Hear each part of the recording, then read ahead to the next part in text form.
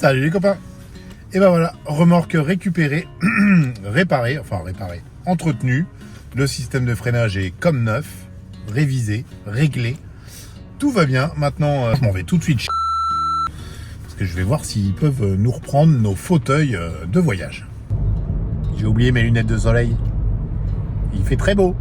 Alors merci Gigi, ça me va à ravir. Bon voilà, et ben on a réussi à se faire reprendre nos 5 fauteuils qu'on avait rachetés pour ce voyage, pour le dernier voyage avec la remorque. Parce que bah là on va pas les ramener, parce que le camping-car est déjà équipé de fauteuils. Donc on a réussi à les faire reprendre. Il y a un nouveau système de seconde vie maintenant où ils les revendent d'occasion, donc c'est plutôt pas mal. On fait une estimation en ligne et en fonction de l'état, en fonction du prix d'origine, de l'âge et tout ça. Et c'était vraiment conforme. Là le monsieur a vraiment repris les chaises au prix où on avait l'estimation. Donc c'est parfait, ça fait un petit peu d'argent dans la poche, hein, finalement, c'est mieux dans la poche que dans le garde-meuble, voilà, c'est mieux comme ça. Donc maintenant, je me rentre chez les parents d'Alison, parce qu'on a encore beaucoup de travail aujourd'hui. Bon bah les copains, j'ai récupéré la remorque ce matin, et en fait c'est le dernier créneau qu'on a aujourd'hui pour pouvoir filmer cette vidéo qu'on attend de filmer depuis très longtemps, parce qu'on attendait du froid. Mais on était au Mexique. En fait, on avait prévu, il y a maintenant plus d'1 an et demi, de vous parler de nos chauffages. On a déjà fait la première vidéo de chauffage spécifique parce que dans le DEF, on avait un chauffage avec du liquide caloporteur et on avait un échangeur à plaques pour chauffer l'eau de la douche. Donc ça, on vous en a déjà parlé. Si jamais ça vous intéresse et que vous ne l'avez pas vue, elle est juste ici. On était sur une belle plage du Texas pour tourner cette vidéo, c'était parfait, mais il y avait du vent, il faisait froid, donc c'était parfait aussi. Mais depuis, en fait, on attendait du froid parce que vous tournez une vidéo de chauffage au Mexique, lorsqu'il fait 40 degrés, ça n'a un peu ni queue ni tête, sauf que, vous le savez, hein, nos plans ont changé. C'était pas ça à la base. Bref, les plans ont changé. Donc on l'a jamais tourné. Et pourtant, en fait, on était aussi un petit peu engagé avec la marque, puisque le chauffage, comme on l'avait déjà dit au moment de l'installation, je ne sais pas si vous vous souvenez, mais on était allé chez Carapace Aménagement, justement pour faire installer nos deux chauffages, celui du DEF et celui de la remorque. De la marque Eberspacher, hein, exactement. Qui est une marque allemande. Donc avec un hydraulique dans le DEF, un Airtronic dans la remorque. Donc 2 systèmes de chauffage complètement séparés, au diesel et indépendants. Et cette fois-ci, on va vous faire un retour sur notre Airtronic parce qu'on en est ultra satisfait. Et puis au moins, on a quand même eu l'occasion de le tester parce que certes, on n'a pas fait la vidéo parce qu'on n'avait plus de froid. Par contre, au Canada, souvenez-vous, on est quand même parti fin octobre. Non, en novembre, début novembre même. Ah oui, tout début novembre. Ouais. On est parti tout début novembre. Alors on peut vous dire qu'on les a testés. Et on les approuve. Vous êtes peut-être en train de vous demander un chauffage dans la remorque, mais il n'y a pas d'intérieur. Et en fait, on a installé un chauffage qui monte dans la tente de toit. Voilà, c'est hyper confort, hein, faut avouer. Alors, c'est ultra confort pour sa raison première, qui est de chauffer l'intérieur, mais pas que. En fait, finalement, il nous arrive aussi de le faire tourner lorsque, par exemple, on est dans un endroit humide, parfois un peu chaud, mais très humide. En bord de rivière, par exemple, au Mexique. Et en fait, tu as un petit coup de chauffage, ça assèche tout de suite. Du coup, c'était un petit luxe bien confortable. Oui. Parce que je sais que ça vous interpelle beaucoup, cette histoire de chauffage. Parce que quand j'avais fait une petite boîte à questions sur Instagram, j'avais demandé, vous avez des questions sur notre quotidien, notre vie en voyage, qu'est-ce que vous voulez savoir? Je crois qu'on devait avoir à peu près 80% de questions qui étaient sur comment vous faites pour le chauffage et pour vous doucher. C'était les 2 trucs qui revenaient tout le temps, qui finalement sont un petit peu liés. Bon, ça se voit dans l'autre vidéo. Pareil, une vidéo pour les douches, on en avait fait une quand on était au Mexique, parce que ça s'y prêtait. Exactement. Donc on voyait quand même vraiment que c'est un sujet qui vous tenait un peu à cœur. Donc on va vous expliquer pourquoi ce choix. Alors le choix de la marque Eberspacher, c'est une marque qu'on avait déjà dans Nestaman. Du coup, on a pu constater que c'était de la bonne qualité. Ensuite, on avait pris contact avec... Je te coupe, Nestaman, pour ceux qui nous rejoignent dans cette vidéo ou très récemment, c'était notre gros camion MAN d'expédition avec lequel on a déjà voyagé 2 ans sur le continent américain. Du coup, c'était notre premier véhicule de voyage.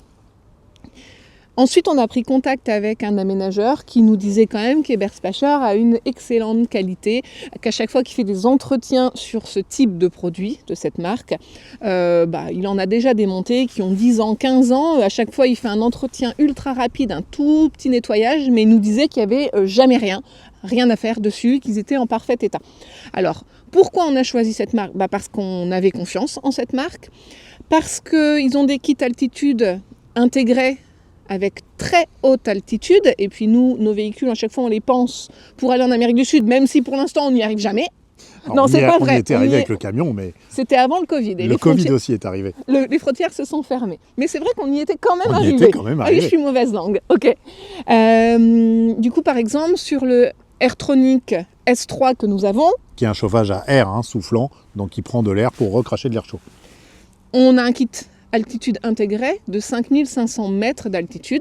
Et c'est pareil, ils sont prévus pour fonctionner dans des par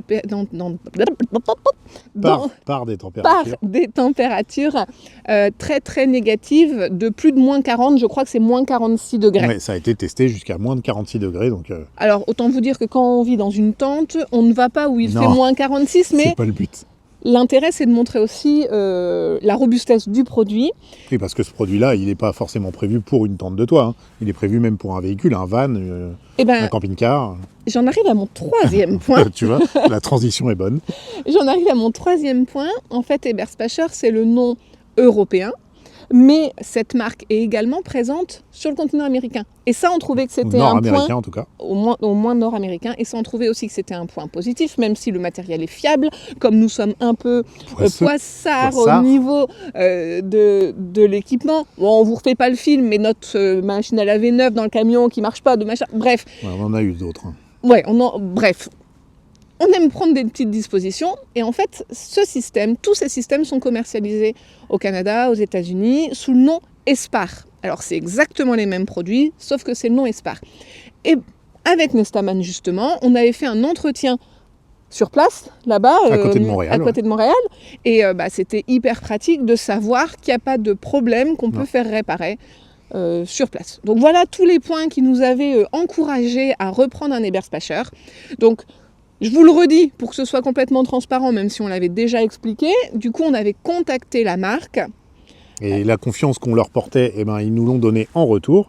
Et ils nous avaient offert les produits, donc les 2 systèmes de chauffage complets, dont celui qu'on va vous présenter aujourd'hui. Et justement, cette installation, on l'avait faite, comme tu disais, chez Carapace Aménagement, près de Nantes, parce qu'il fallait que ce soit fait par un professionnel. C'est peut-être le seul truc, c'est le seul truc qu'on n'a pas fait nous-mêmes dans la remorque.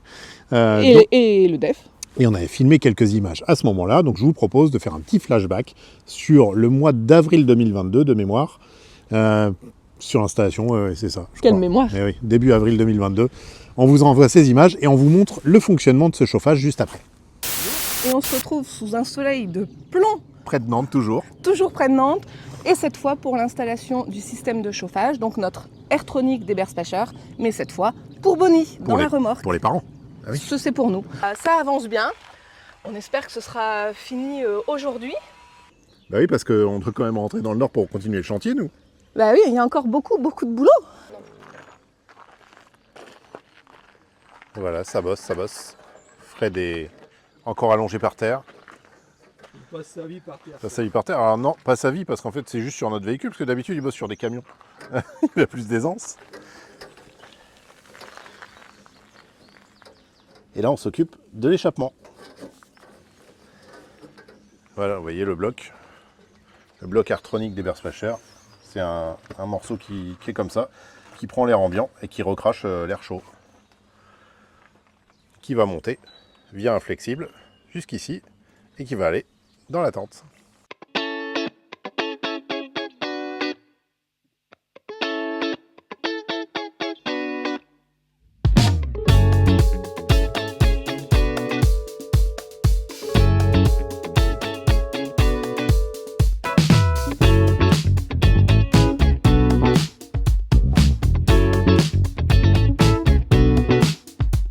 On n'a vraiment pas l'habitude de faire les choses, de pas participer, de pas être au premier plan.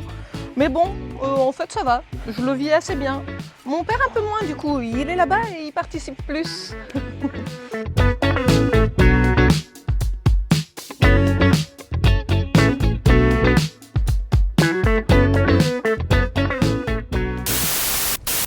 La spécificité de ces chauffages en général, c'est qu'ils sont branchés au réservoir de carburant du véhicule principal. Sauf que sur la remorque, ce n'était pas possible d'aller chercher dans le DEF. Donc Voilà, forcément, il fallait mettre un réservoir additionnel. Ce qui se fait très facilement. Au tout début, moi j'avais pensé le mettre en intérieur de peur de me faire voler le carburant. Ou parfois on a d'anciens réflexes de notre ancien métier qui peuvent ressortir. Et quand on est arrivé, c'était tout l'avantage d'aller chez des professionnels. Ils nous ont clairement dit que ce n'était pas possible. Où je voulais le mettre, c'était vraiment trop dangereux, c'était pas possible. Donc ils nous ont tout de suite dit il faut qu'on le mette à l'extérieur. On a fait le tour, on a vite trouvé et en fait on n'a jamais eu de soucis. Dans mon idée au départ, on allait faire un système de verrouillage du bouchon. On n'a jamais eu le temps de le faire et on a eu de la chance, on ne s'est jamais fait siphonner dans un premier temps, mais c'était pas trop le siphonnage que je craignais. Ouais, parce Parfois, que le siphonnage, au final, il y a 10 litres. Alors même si on se fait siphonner 10 litres, c'est pas non plus...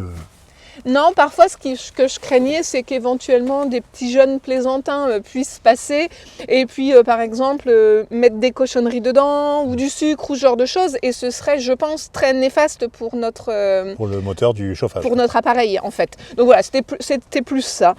Bon, tout est-il, c'est qu'il est là avec une jauge extérieure, on ne peut plus basique, qui ne tombe pas en panne, mais efficace. Donc voilà, vous voyez là, il est là. Vous avez été très nombreux sur les présentations des véhicules ou sur les différentes vidéos à nous poser cette question à chaque fois. Qu'est-ce que c'est que ce petit truc noir à l'avant de la remorque?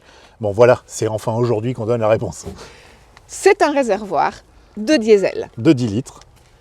Ensuite, bon, ça passe en dessous. Dans le châssis, on avait tout bien mis pour que ce soit protégé pour le 4x4. Comme ça, pas de risque d'accrocher les durites. Et ensuite, on a créé un espace complètement dédié uniquement à notre Airtronic. Donc là, oui, tout est enlevé. Elle n'est pas encore nettoyée, par contre, parce que vous l'avez vu, elle revient du garage. Donc là, c'est l'école, etc. Par contre, là, on met rien. Là, c'est vraiment un espace avec un espace d'air qui reste disponible pour notre Airtronic. Parce qu'en fait, il fonctionne comme ça. C'est-à-dire qu'il prend l'air autour de lui, il prend l'air froid, ça passe dedans et il recrache de l'air chaud. L'air chaud qui part dans ce conduit ici, qui fait un gros virage, une grosse boucle pour remonter, vous le voyez ici. Alors, si vous envisagez de monter votre système par vous-même, il faut savoir qu'il ne faut vraiment pas faire des angles droits. Il est vraiment important que ce soit des grandes courbes pour, je pense, ne pas surchauffer ou un truc comme ça. En tout cas, c'est l'installateur qui nous l'avait dit. Donc, petite info qui pourrait vous être utile. Et pareil pour toute l'électricité. Donc, toute l'électricité, en fait, on l'a fait passer dans les angles pour qu'il n'y ait pas de soucis. Et monter également, passer par l'extérieur et remonter dans la tente. Autre petite chose qu'on a dû mettre en place pour qu'il y ait suffisamment d'air. Exactement, c'est ce que j'allais venir. J'allais apporter cette précision. J'étais sûr que tu ne l'avais pas oublié, mais je me suis dit, tiens. Qu'est-ce qu'on est complémentaires. En fait, effectivement, il faut de l'air. Donc là, ça paraît être un espace enclavé en bas sous l'étagère, mais en fait, toutes les étagères, on les a faites plus courtes pour que l'air circule partout sur ce compartiment-là de la remorque. Et en fait, tout est relié. C'est-à-dire que tout le côté de la remorque est relié avec l'avant, avec l'autre côté, et avec l'intérieur de la remorque. Il y a des grilles qu'on a mis partout, et aussi des grilles, du coup, parce qu'il y en a une de chaque côté, des grilles extérieures qui vont prendre l'air dehors. Et on a aussi pensé, quand on a fait nos étagères, à faire des arrêtoirs pour que rien ne vienne se plaquer contre le mur et empêche la circulation de l'air. Là, par exemple, c'était tous les cahiers, donc ils viennent contre ces parties-là. Et derrière, on a encore... Au doigt. Au doigt, ça fait quoi 6 cm 7, je dirais. 6-7 cm, on va dire. Donc, il vous a montré là-bas la petite ventilation. Donc là, il est fixé là. Et donc ensuite, tout passe en dessous. Donc complètement protégé, vous voyez, c'est vraiment dans la structure de la remorque. Seul l'échappement, un petit bout d'échappement, sort ici. En cas de gros passage de guet, on avait prévu de mettre un petit ballon de baudruche, en fait, mis dessus, comme plein de gens avec des 4x4 font ça finalement, de mettre un petit ballon pour éviter que l'eau ne puisse rentrer. Mais bon, là, il y a quand même tout le conduit jusqu'à l'appareil, on n'y est pas. Mais c'était ce qui était prévu.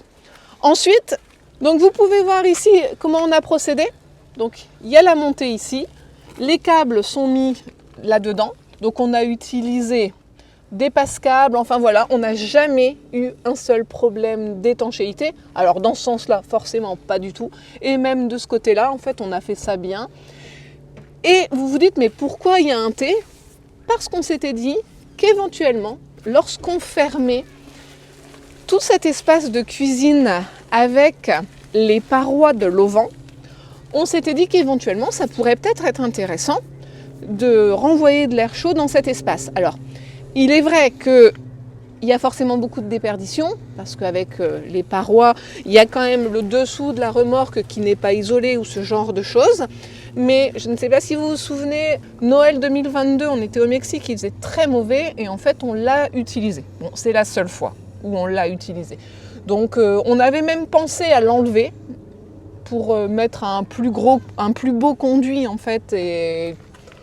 Mais bon, finalement on le laisse et comme ça les nouveaux propriétaires auront les deux systèmes. Là quand c'est fermé comme ça gêne en rien en fait. Ils ont les deux systèmes et s'ils décident de l'enlever, bon bah voilà, ils feront bien comme ils voudront.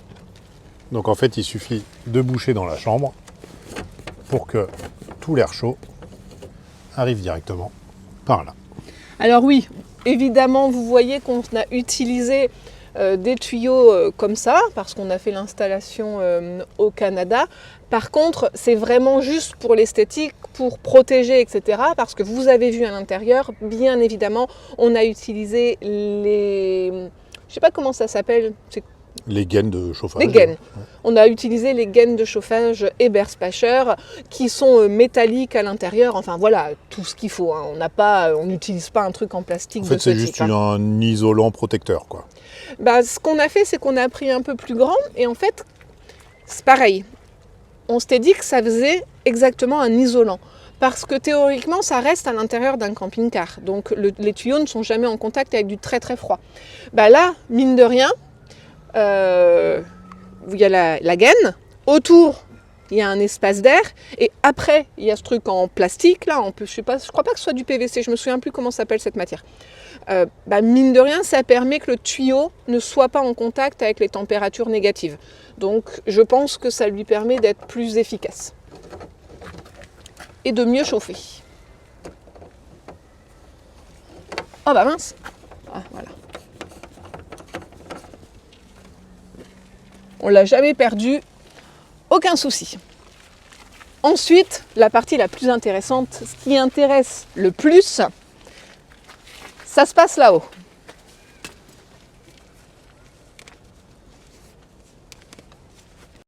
Vous comprenez pourquoi on est toujours en crocs sur nos bivouacs? Parce que quand on monte, quand on rentre dans Clyde, etc., c'est plus facile.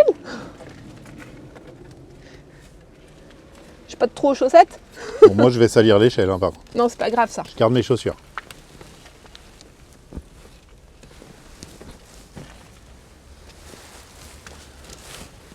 Ensuite, eh bien, tout simplement, ça arrive ici.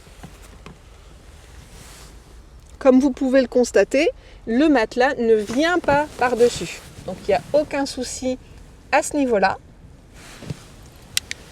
Ça arrive ici. Et quand c'est fermé, c'est ultra agréable parce que ça se diffuse vraiment très bien. On a orienté les ailettes qui... Parce que oui, soyons honnêtes,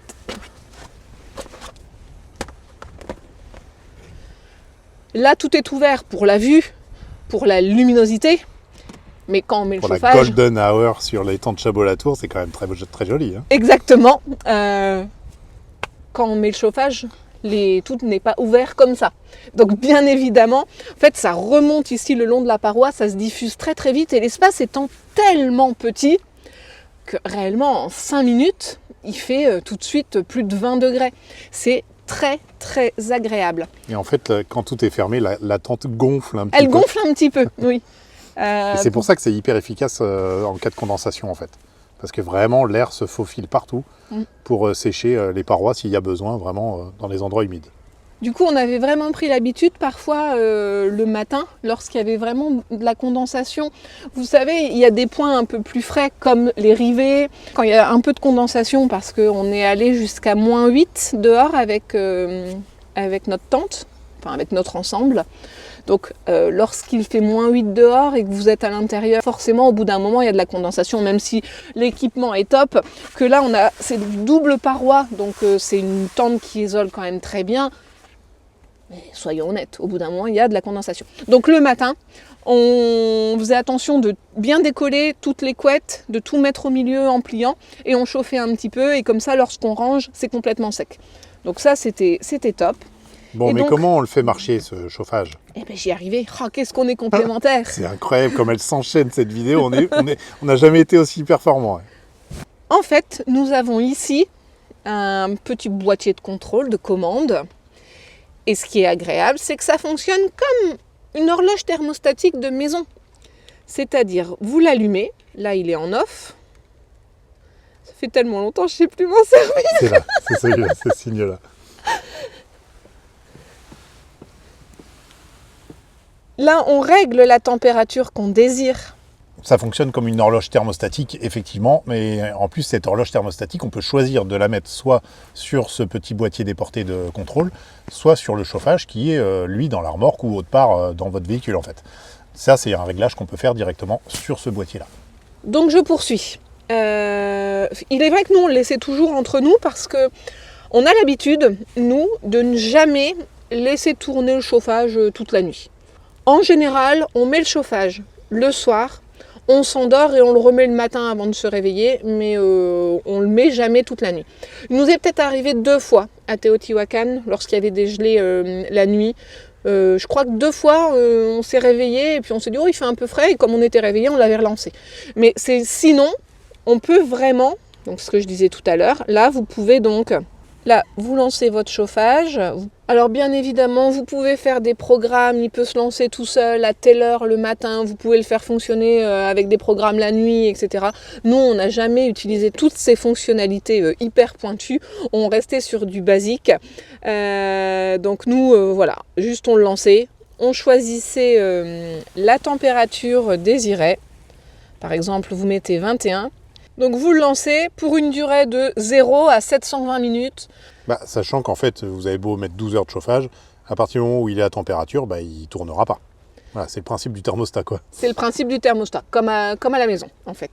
Donc là, par exemple, je le lance et c'est parti. En fait, je voulais montrer, mettre la caméra à côté du chauffage pour montrer qu'il était très silencieux, parce que ça, c'est quand même une évolution.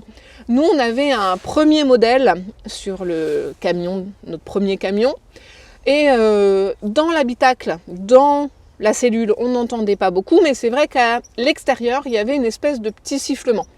Ça s'est quand même beaucoup amélioré. Maintenant, sur les nouveaux modèles, il faut avouer que c'est quand même très très silencieux. Il y a la soufflerie qui est un petit peu forte au démarrage, forcément. Mais à l'extinction. Au démarrage et à l'extinction, mais alors entre les deux, on a quelque chose qui ne gêne en rien. Nous là, parfois on l'allumait, on était dehors à côté, il y avait mais vraiment aucun problème. Ça y est, on entend très peu, mais on entend le démarrage. Donc là, c'est ce qu'on vous disait juste avant, ce qui est le plus bruyant. Si vous êtes propriétaire d'un chauffage de ce type, j'avais lu sur la notice qu'il fallait le faire tourner un petit peu au moins une fois par mois. Donc voilà. Ouais, même en cas de chaleur. Sachez que même l'été, dans votre camping-car, il est bon normalement de le faire tourner un petit peu régulièrement devant. En tout cas, il ne faut pas le laisser inactif pendant X mois. Bon, là, ils sont restés éteints pendant plus de 3 mois. On n'avait pas trop le choix, c'était comme ça. Du coup, on va le laisser tourner un petit peu par rapport à ça, parce qu'on ne l'avait pas encore fait. Peut-être que Doudou, tu peux aller filmer un petit peu près de l'échappement. C'est au niveau de l'échappement qu'il y a le plus de bruit? C'est sous le moteur, oui. En sachant que là, il démarre tout juste, donc c'est là qu'il est le plus bruyant. Voilà, je mets mon micro juste à côté. Et en extérieur, du coup, c'est l'échappement qui fait un petit peu plus de bruit. Mais ça se limite à ça, quoi.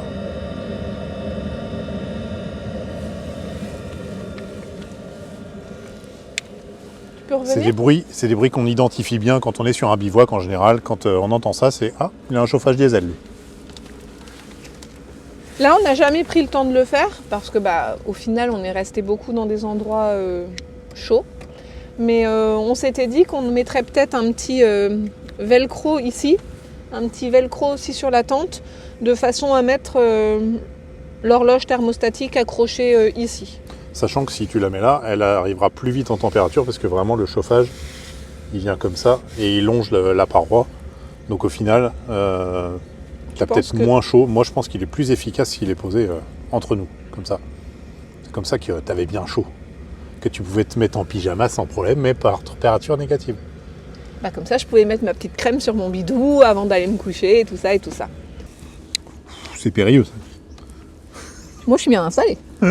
Voilà pour notre retour d'expérience par rapport au chauffage Eberspacher. Encore une fois, on n'a pas été déçus. En fait, notre expérience est nickel. On n'est jamais tombé en panne. Il démarre au quart de tour. Là, vous voyez, il n'avait pas tourné depuis plusieurs mois. Il n'y a pas de souci. Il part direct. Quitte très haute altitude. Il peut aller dans des températures très négatives. On n'a aucune raison de prendre autre chose, en fait. On est hyper content de ces produits-là. Et si on doit réaménager un véhicule, on reprendra la même chose. C'est quasi certain. Ouais. Alors après, c'est vrai que c'est pas le chauffage le moins cher, mais on sait pourquoi. Ouais. En fait, c'est toujours un petit peu pareil finalement. On en a toujours un peu pour son argent quand même aussi. Pour cette catégorie d'équipement, oui. Souvent, forcément.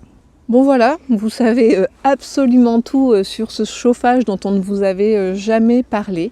En plus de ça, ça fera une petite vidéo tuto pour les acheteurs qui arrivent demain.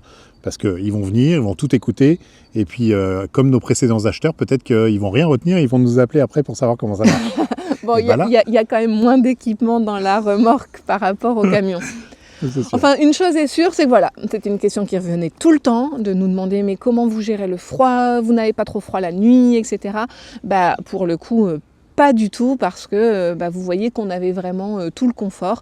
Donc nous, la nuit, on dormait vraiment juste avec notre couette, comme à la maison. Alors on ne pousse pas le truc à se mettre complètement en sous-vêtements, enfin on a un pyjama et la couette, mais pas besoin de plus en fait. On ne dormait pas dans le sac de couchage. Si vous avez vu passer des images où au début on était dans un sac de couchage avec la couette, c'est parce qu'au tout début, il y avait le chauffage des enfants dans la voiture qui était fonctionnel, mais pas le nôtre. Mais le nôtre, on ne l'avait pas terminé. Donc au Canada, au début, lorsqu'on finissait les aménagements avant vraiment de prendre la route, nous, on n'avait pas de chauffage, donc on est allé jusqu'à -5 sans chauffage.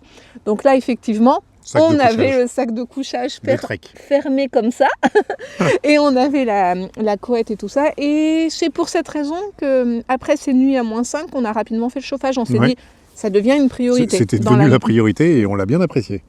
Et ça a tout changé. Carrément. Donc après, après c'est plus jamais arrivé, c'était ultra confortable. Bon les copains. Une vidéo, oui, j'allais dire pareil, une vidéo un peu courte, mais c'est toujours le cas quand c'est Je crois pas que ce soit si court que ça. Ah, j'ai encore trop parlé. Non, on a bien expliqué tous les deux là pour le coup. Mais c'est une vidéo complète sur notre système de chauffage et là, il nous tenait à cœur de la faire et puis c'était vraiment le dernier moment pour ça parce que demain samedi, nous avons une journée très chargée, nous avons une visite pour le DEF, nous avons les acheteurs qui viennent chercher leur remorque. Et on doit mettre en ordre tout ça pour pouvoir faire tout ça. Donc normalement, dimanche, on aura d'autres nouvelles qu'on vous donnera mardi. Voilà.